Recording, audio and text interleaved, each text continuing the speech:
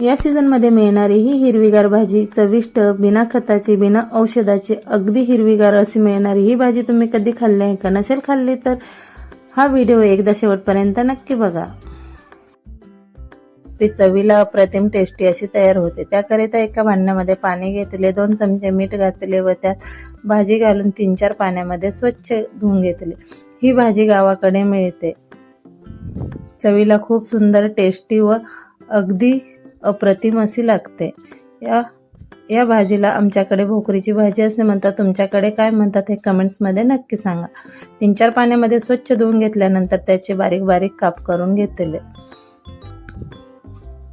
असेच नवनवीन व्हिडिओ बघण्याकरिता अजूनपर्यंत चॅनलला सबस्क्राईब केले नसेल तर सबस्क्राईब करा, लाईक करा आणि कमेंट्स करायला विसरू नका.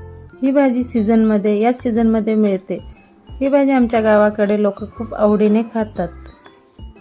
चवीला खूप सुंदर आणि टेस्टी अशी तयार होते. असे छोटे छोटे साईजमध्ये काप करून घेतल्यानंतर गॅसवर कढई ठेवली. कढई गरम झाल्यानंतर त्यात 2 पळी तेल घातले. तेल गरम झाल्यानंतर त्यात भरपूर सारा ठेचलेला लसूण घातला, 3-4 हिरव्या मिरच्या घातल्या व 3-4 चिंचेचे तुकडे घातले. चांगले ब्राऊन होईपर्यंत फ्राय करून घेतले. नंतर त्यात 1 चमचा लाल तिखट घातले, तेही चांगले मिक्स करून घेतले व त्यात कट केलेली भाजी घालून घेतली.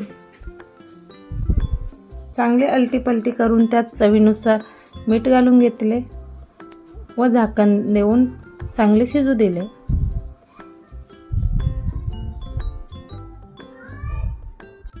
मध्ये मध्ये झाकण काढून अलटीपलटी करून चांगले वाफेवर शिजू दिले. चवीला खूप सुंदर व टेस्टी अशी भाजी तयार होते.